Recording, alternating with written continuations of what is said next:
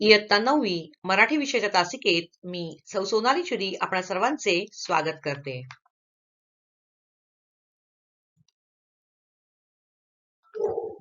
आज आपण कविता दुसरी संतवाणी आ संत कृपा झाली या कवितेचा प्रश्नोत्तराचा उर्वरित भाग पाहत आहोत.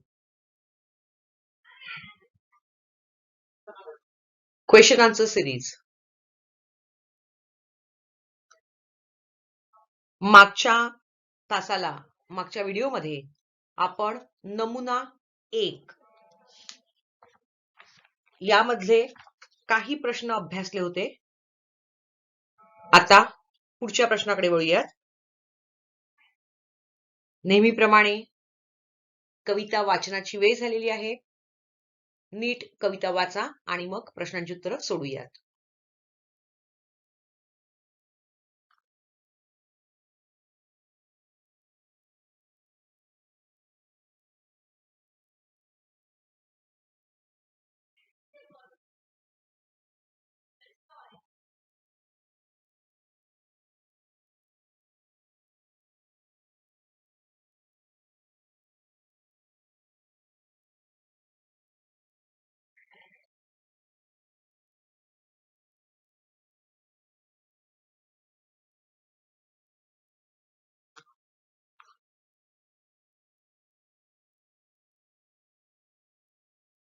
मला वाटतं वाचून झाली असेल. आपण प्रश्नांकडे वळूयात.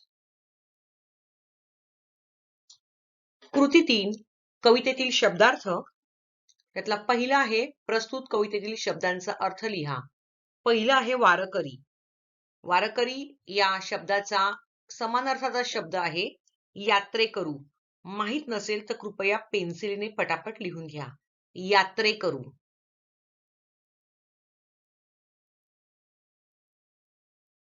यला या काना या, त्र त्यावर मात्रा त्रे, क कमळातला क, र रवीतला र, त्याला दुसरा उकार रू. यात्रेकरू हा एक शब्द आहे वारकरीला. दुसरा आहे दिधला. दिधला म्हणजे दिला. आता याचं स्पेलिंग कसे शोधायचं तर शॉर्टकट सांगते. दी आणि ला ध कॅन्सल करा मधला की दिलाचं स्पेलिंग तुम्हाला मिळेल. तिसरा आहे सावकाश म्हणजे हळू. सावकाश म्हणजे हळू. ह हरणातला ह, ळ बाळातला ळ, त्याला दुसरा उकार हळू. चौथा आहे आवार. आवार म्हणजे अंगण. अननसातला अ, त्याच्या डोक्यावर अनुस्वार म्हणजे टिकली लावा अ ला. ग गणपतीतला ग आणि न बाणातला न, अंगण. किंवा प्रांगण हा शब्द सुद्धा बरोबर आहे. प्रांगण.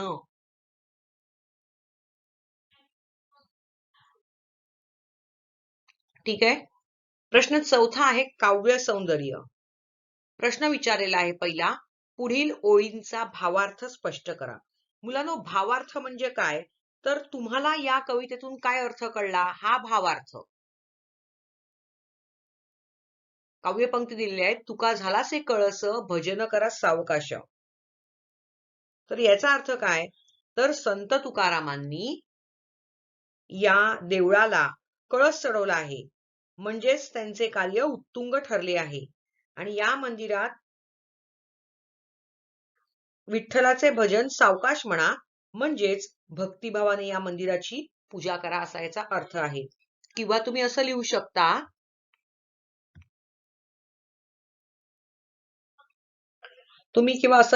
की संतांच्या कृपेमुळे वारकरी संप्रदायाची इमारत पूर्ण झाली.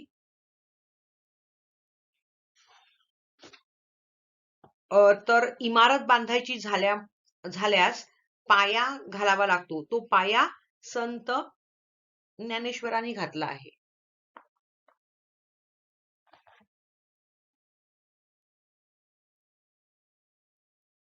पुढच्या स्लाइडवर जाऊया आपण. नमुना 2. पुन्हा एकदा कविता वाचायची आहे. प्रत्येक प्रश्नाच्या सुरुवातीला आपण कविता किंवा काव्यपंक्ती दिल्या जातात. त्या वाचून मगच प्रश्नांची उत्तरं सोडवायची असतात. या वाचनामुळे उत्तरं शोधणं तुम्हाला सोपं जाईल.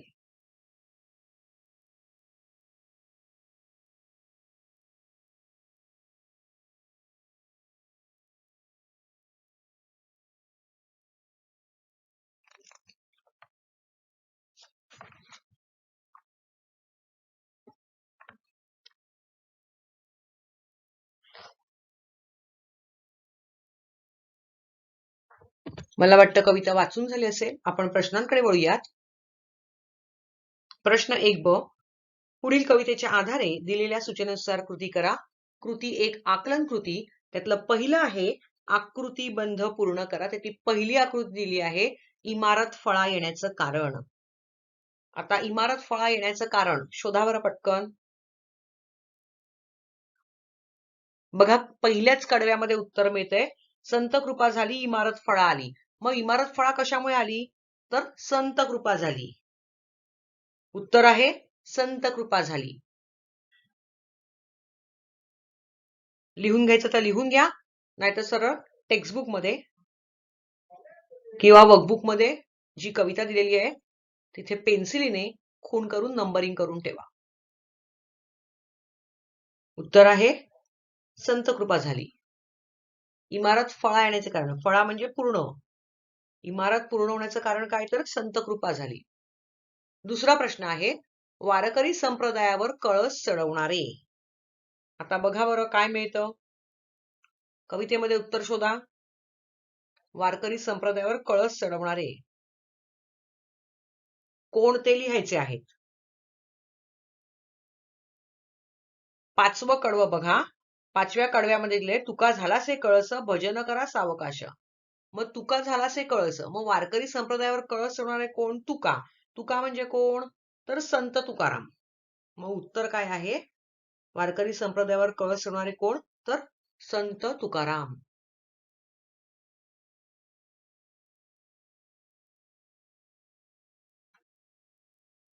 झालं. आता दुसरा प्रश्न आहे कंसातील योग्य शब्द वापरून रिकाम्या जागा भरा.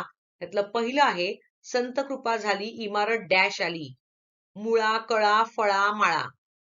दुसरा प्रश्न आहे डॅश रचिला पाया उभारिले देवालया. उत्तर दिलंय जनार्दने नामा ज्ञानदेवे एकनाथ. वेळ देते पटकन उत्तर शोधायची, अंडरलाईन करून ठेवा.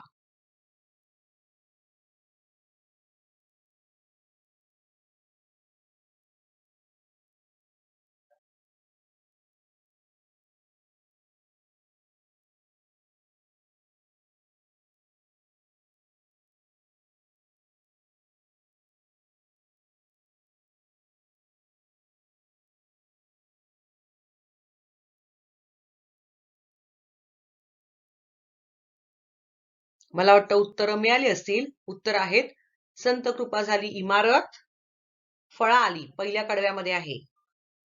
नंतर दुसरं आहे डॅश रेशीला पाया उभारिले देवालया, दुसऱ्या कडव्यामध्ये आहे ज्ञानदेवे. मग पहिल्याचं उत्तर आहे फळा आणि दुसऱ्याचं आहे ज्ञानदेवे. झालं अंडरलाईन करून.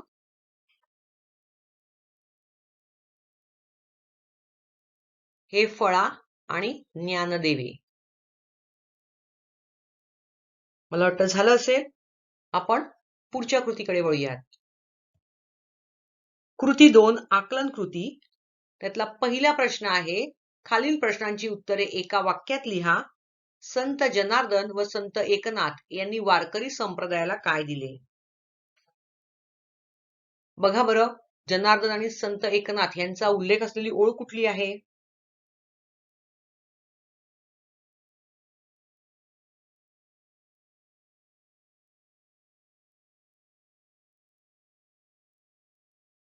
कवितेमध्ये चौथं कडवं आहे जनार्दन एकनाथ खांब दिदला भागवत. मग संत जनार्दन आणि संत एकनाथांनी वारकरी संप्रदायाला काय दिले तर खांब दिला भागवत धर्माचा. मग उत्तर कसं लिहिणार. प्रश्नातला भाग येईल संत जनार्दन व संत एकनाथ यांनी वारकरी संप्रदायाला, इथपर्यंत हा प्रश्नातला भाग येईल. संत जनार्दन व संत एकनाथ यांनी वारकरी संप्रदायाला आता काय दिलं हे लिहायचंय. लिहून घ्या पेन्सिलीने. भागवत संप्रदाय रूपी भागवत भागवत संप्रदायाचं स्पेलिंग कडे आहे बघा. संप्रदाय रूपी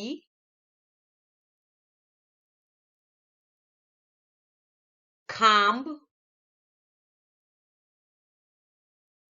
दिला. भागवत संप्रदाय रूपी खांब दिला.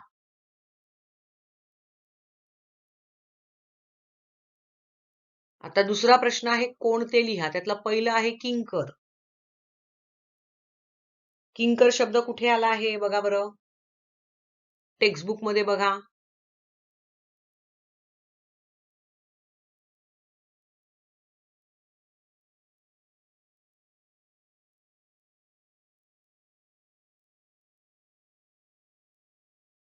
मिळाला. तिसरं कडवं नामातयाचा किंकर. मग किंकर कोण? तर संत नामदेव. नामा नामा म्हणजे संत नामदेव. मग किंकर काय लिहिणार? कोणते लिहा? संत नामदेव.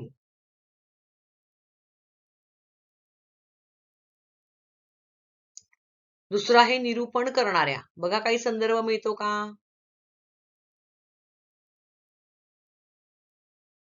टेक्स्टबुक मध्ये बघा.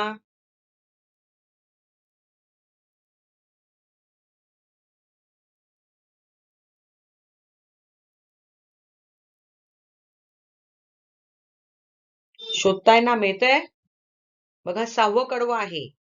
बहिणी म्हणे फडकती ध्वजा निरूपण केले बोजा. मग निरूपण करणाऱ्या कोण? बहिणी. बहिणी म्हणजे कोण? संत बहिणाबाई. ते लिहा संत बहिणाबाई. निरूपण करणाऱ्या म्हणजे व्याख्यान देणाऱ्या किंवा निवेदन करणाऱ्या. कोण येणार? संत बहिणाबाई.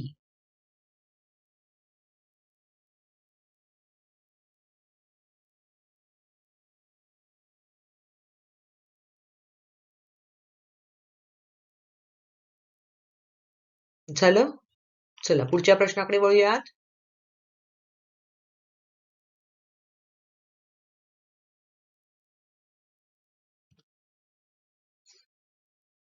कृती 3 कवितेतील शब्दार्थ. प्रस्तुत कवितेतील शब्दांचा अर्थ लिहा. किंकर लिहून घ्या. किंकर म्हणजे कोण? सेवक. किंकर म्हणजे सेवक. मग आहे कळस. आता ऐका, कळस म्हणजे काय? तर मंदिराचं वरचं टोक, ज्याला शिखर कळस असं म्हणतात. मग तुम्ही लिहू शकता इथे शिखर. शहामृगातला श, त्याला पहिली वेलांटी, ख खटाऱ्यातला ख आणि र रवीतला र. शिखर.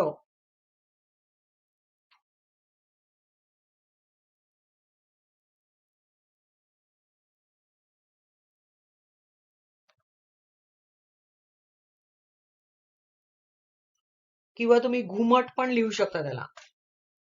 घुमट.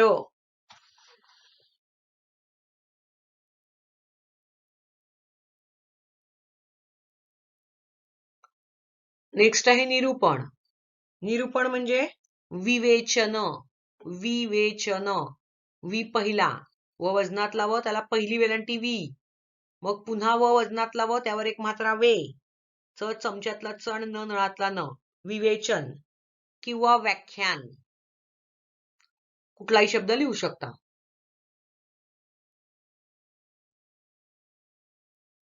चौथा आहे उभारिले. उभारिले म्हणजे उभे केले. उभे केले.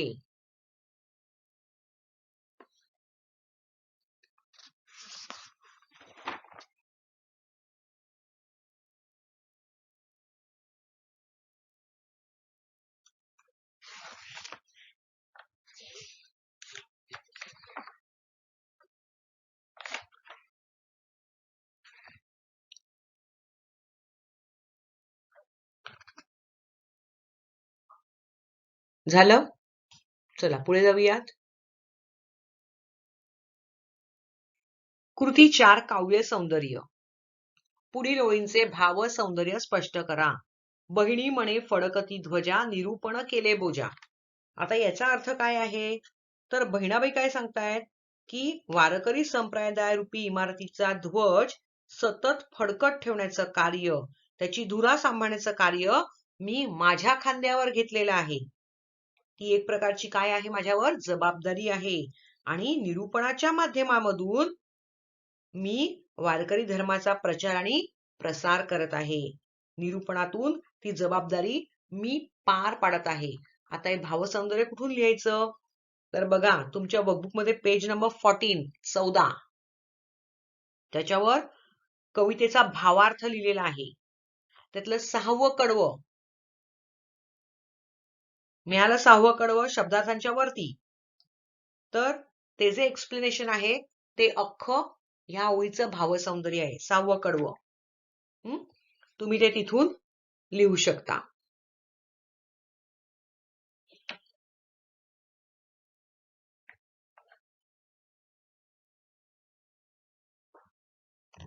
जाऊया पुढच्या प्रश्नाकडे. पुढचा प्रश्न आहे रसग्रहणाचा. प्रश्न 2. दिलेल्या मुद्द्यांच्या आधारे कवितेसंबंधी पुढील कृती सोडवा. मुलांनो, मागच्या कवितेचं सुद्धा आपण रसग्रहण लिहिलं होतं. आता सुद्धा रसग्रहणाचा प्रश्न विचारलेला आहे. आता रसग्रहण कोणाचं विचारतात? तर कवितेचं रसग्रहण विचारलं जातं.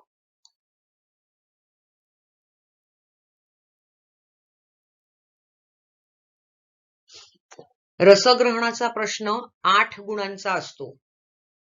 मागच्या रसग्रहणाच्या प्रश्नाचं जेव्हा उत्तर लिहितो तेव्हा मी पुन्हा सांगितलंय, पण हा प्रश्न तुमच्यासाठी नवीन आहे आणि म्हणून मी ही पुन्हा पुन्हा सांगते.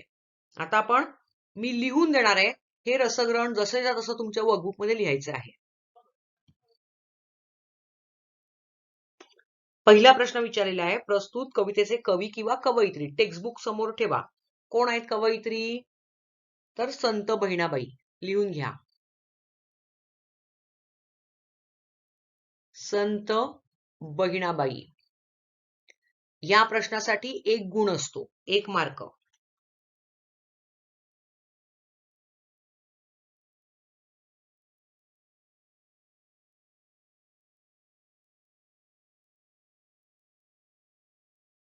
झालं? चला पुढच्या प्रश्नाकडे. कवितेचा विषय. आता कवितेचा विषय कुठून घ्यायचा असतो? तर तुमच्या टेक्स्टबुक मध्ये परिचय जिथे दिलेला असतो ना, तिथे हे असतं. आपण हे सोप्या शब्दात लिहायचं, कारण हा 1 मार्कांसाठी असतो. तर कवितेचा विषय काय आहे? वारकरी संप्रदायाची इमारत उभारणीमध्ये संतांच्या कामगिरीचे वर्णन केले आहे. हा विषय आहे. कळलं?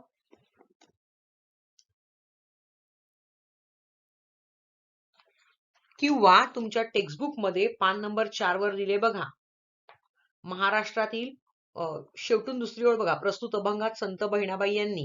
त्याच्या पुढचा जो आहे तो त्याचा विषय आहे. महाराष्ट्रातील वारकरी संप्रदाय रूपी इमारत उभारणीमध्ये संतांचा मोलाचा वाटा कसा आहे, हा कवितेचा विषय आहे. मी थोडी वाक्यरचना वेगळी केली. तुम्हाला टेक्स्टबुक मधली भाषा सोपी वाटत असेल तर तुम्ही ते लिहू शकता. पटकन लिहून घ्या, मी थांबते तुमच्यासाठी.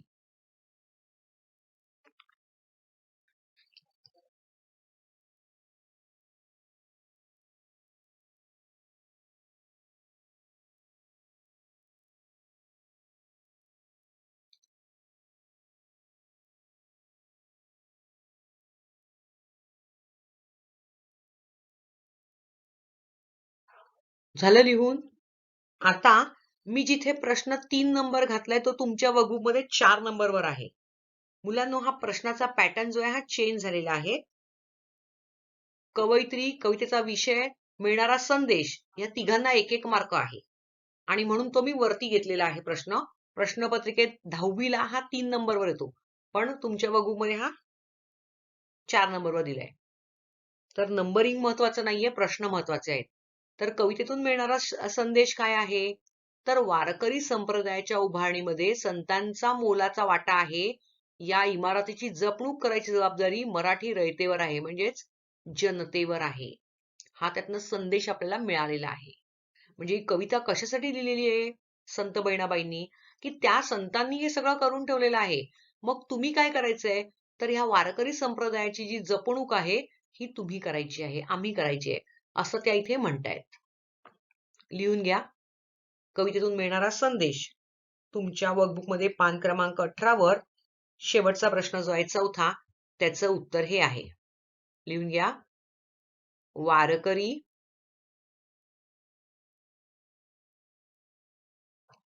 संप्रदायाच्या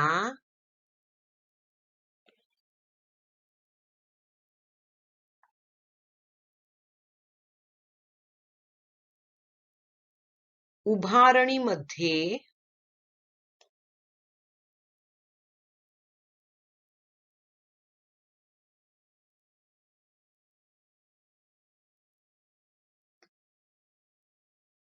संतांचा वारकरी संप्रदायाच्या उभारणीमध्ये संतांचा मोलाचा वाटा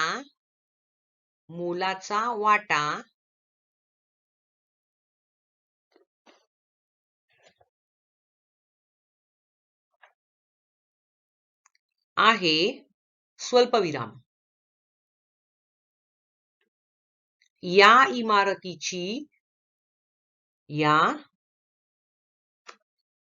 इमारतीची जपणूक.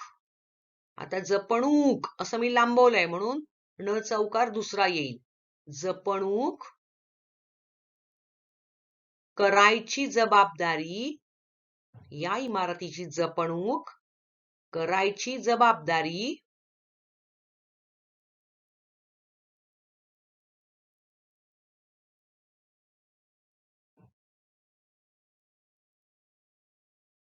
मराठी रयतेवर किंवा तुम्ही जनतेवर असंही लिहू शकता.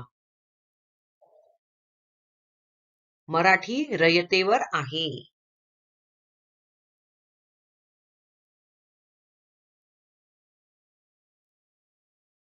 झालं?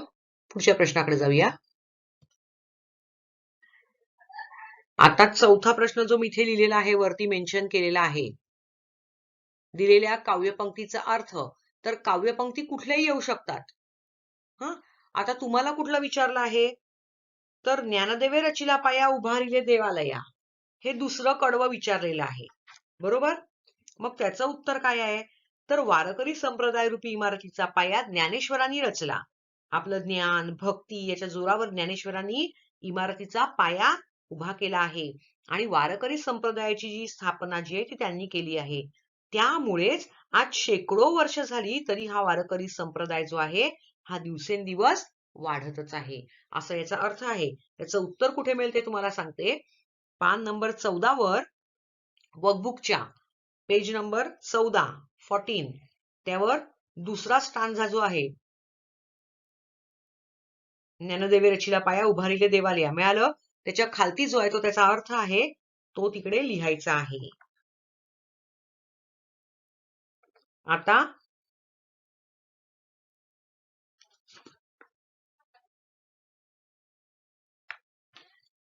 झालं एवढं?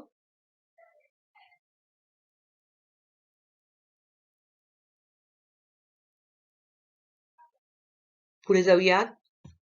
कविता आवडण्याची न आवडण्याची कारणे. प्रश्न 5वा बघा. आता ही कविता का आवडली हा 2 मार्काचा प्रश्न आहे आणि काव्यपंक्तीचा अर्थ सुद्धा 2 मार्काचा प्रश्न आहे. तर कविता का आवडली? तर साधं आणि सरळ लिहायचं, मोघम उत्तर लिहायचं, म्हणजे जास्त टेन्शन नको. प्रस्तुत अभंगाची रचना साधी सुलभ आहे, हे पाठ करून ठेवायचं. इमारतीचे रूपक योजलेलं आहे. वारकरी संप्रदायाची थोर परंपरा इथे विशद केली आहे किंवा स्पष्ट केली आहे.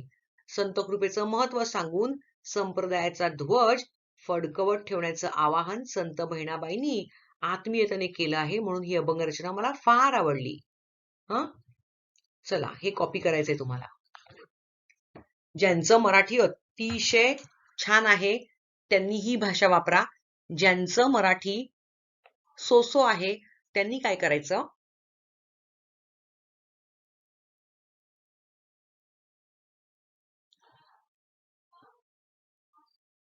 त्यांच्यासाठी एक पर्याय आहे की कवितेचा परिचय जिथे असतो तिथे दिलेलं असतं, तिथून तुम्ही घेऊ शकता.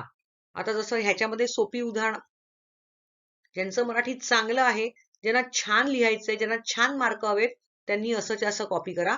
आणि बाकीच्यांसाठी सोपी आयडिया देते मी. प्रस्तुत अभंगाची रचना साधी सुलभ आहे. प्रस्तुत अभंगाची रचना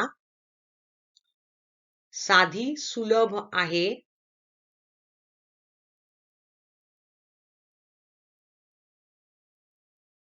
त्यानंतर असं लिहू शकता तुम्ही, वारकरी संप्रदायाची परंपरा सांगितली आहे. वारकरी संप्रदायाची परंपरा सांगितली आहे, म्हणून ही अभंग रचना मला आवडली. म्हणजे काहीही न लिहिण्यापेक्षा एवढं सोपं साधं उत्तर लिहिलं तरी तुम्हाला 1 मार्क मिळेल. चला पटकन कॉपी करा. प्रस्तुत अभंगाची रचना साधी सुलभ आहे. साधी नंतर स्वल्पविराम द्यायचा आहे, म्हणजे कॉमा, आणि सुलभ आहे, वाक्य संपलं म्हणून पूर्णविराम. इमारतीचे रूपक योजलेले आहे.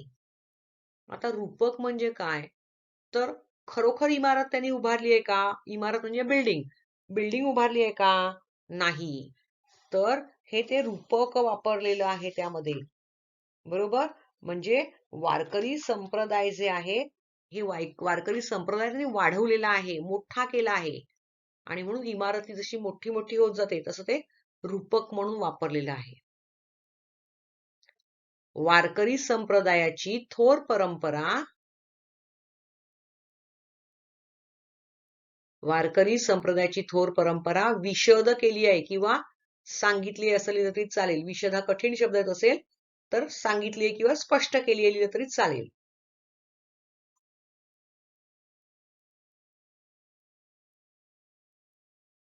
पुढे लिहा, संत कृपेचे महत्व सांगून.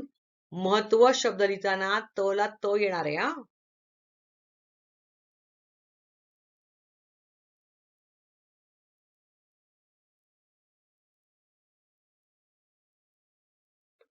संप्रदायाचा ध्वज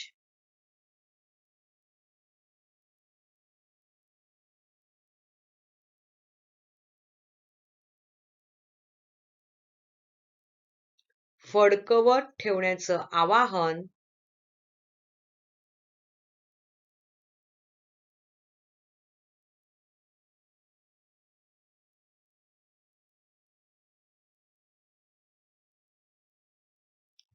संत बहिणाबाईंनी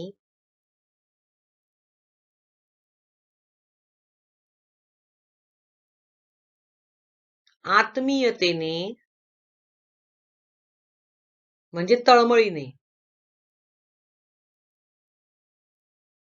केले आहे. वाक्य संपलं म्हणून पूर्णविराम. पुढे लिहा, म्हणून ही अभंग रचना मला आवडली.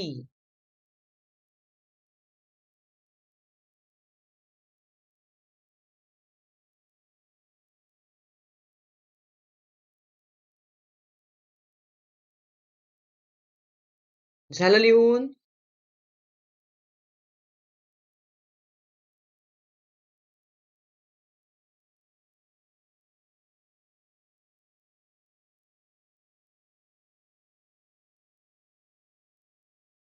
पाचव्याच्या खालती 6वा प्रश्न लिहून घ्या. समानार्थी शब्द. एक देवालय म्हणजे मंदिर. दुसरा आहे आवार म्हणजेच गाभारा. तिसरा आहे ध्वज म्हणजे झेंडा. आणि चौथा आहे निरूपण म्हणजे प्रवचन. हे अर्ध्या अर्ध्या मार्कासाठी विचारलं जातं. 2 मार्काचा प्रश्न आहे हा, त्यामध्येच ऍड करायचा आहे.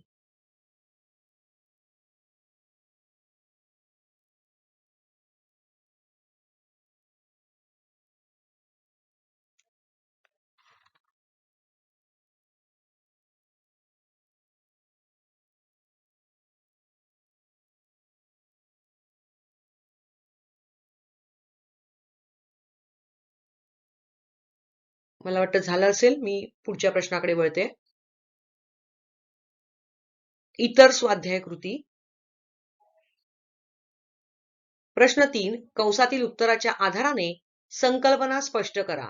आता वारकरी संप्रदाय रूपी इमारती संबंधित संकल्पनांचा अर्थ स्पष्ट करायचा आहे. आता पाया रचणे. पाया रचणे हा शब्द कुठे आला आहे? तर ज्ञानदेवे रचिला पाया उभारिले देवालया. म्हणजे काय केलंय त्यांनी? तर वारकरी संप्रदायाची त्यांनी स्थापना केली आहे. लिहून घ्या. वारकरी संप्रदायाची स्थापना केलेली आहे.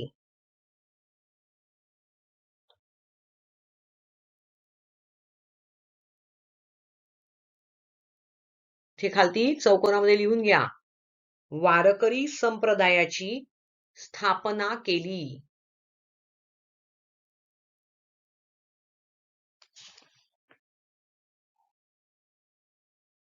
पुढे आहे आवार रचणे. काय आहे आवार रचणे? तर तिसऱ्या कडव्यामध्ये दिले नामातयाचा किंकर तेने रचिले ते आवार. म्हणजेच काय? परिसर. लिहून घ्या. परिसर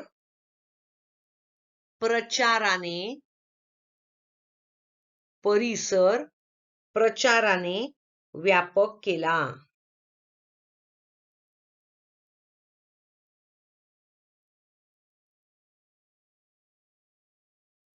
म्हणजे संत नामदेवांनी काय केलं? तर सर्वत्र प्रसार केला. व्यापक म्हणजे मोठ्या प्रमाणावर. आता आहे खांब होणे. खांब होणे कुठे आलेला आहे? तर चौथं कडवं. जनार्दन एकनाथ खांब दिदला भागवत. म्हणजेच काय? संप्रदायाला. लिहून घ्या. संप्रदायाला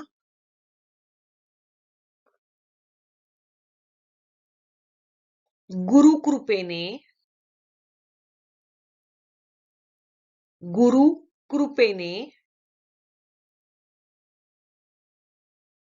बळकट केले.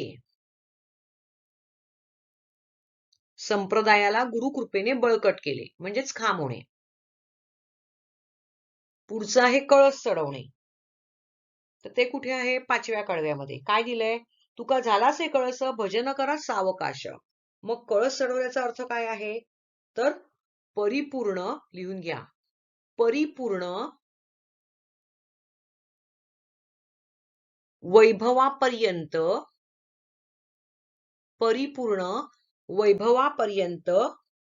पोहोचवला.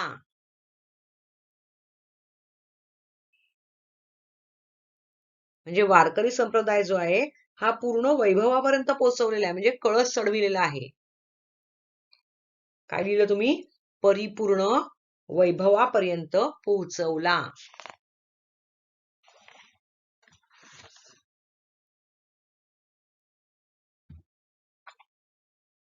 झालं? चला पुढच्या स्लाइडवर वळूया. प्रश्न चौथा. चौकटी पूर्ण करा. आता मधोमध बघा काय दिलेलं आहे त्यांनी. वारकरी संप्रदाय रूपी इमारत उभे करणारे साहित्यिक रूपी संत. म्हणजे वारकरी संप्रदायाची इमारत जी आहे उभं करणारे संत काय कोण कोण आहेत? आता त्यांचं कार्य दिलंय. कळस चढवणारे. आता कळस चढवणारे असं काही शब्द आहे का बघा? कळस चढविला वगैरे आलाय. पाचव्या कडव्यात दिलंय बघा. तुका झालास हे कळस भजन करा सावकाश. मग कळस चढवणारे कोण? तर तुका. व तुका म्हणजे कोण? संत तुकाराम. आता पाया रचणारे कोण दिसतायत? पाया रचणारे पाया वगैरे असा काही शब्द आहे का बघा? दुसऱ्या कडव्यामध्ये आहे. ज्ञानदेवे रचिला पाया उभारिले देवालया. मग पाया रचणारे कोण? ज्ञानदेवे. म्हणजेच कोण? संत ज्ञानेश्वर.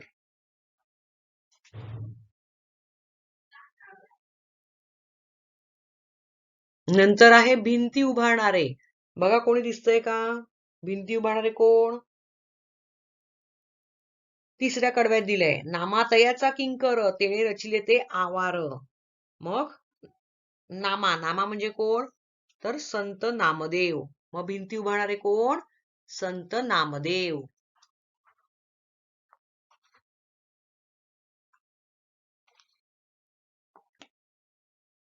आता शेवटचा आहे खांब होणारे. त्या खांब होणारे कोण? बघा, काही आठवतंय का, दिसतंय का तुम्हाला टेक्स्टबुक मध्ये? चौथ्या कडव्यात दिलंय बघा, जनार्दन एकनाथ खांब दिदला भागवत. मग खांब होणारे कोण? तर संत एकनाथ. मग उत्तर लिहा, संत एकनाथ.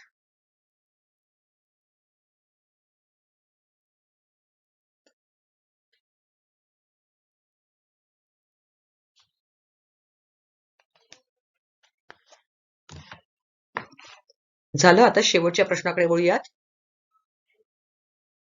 प्रश्न 5वा, अभिव्यक्ती. अभिव्यक्ती म्हणजे स्वमत, तुमचं मत तिकडे लिहायचं असतं. प्रश्न विचारलाय, संतांचे कार्य नेहमीच मार्गदर्शक ठरते, याविषयी तुमचं मत सुधारण स्पष्ट करा. आता संतांचं कार्य मार्गदर्शक कसं ठरतं, तुम्हाला काय वाटतं?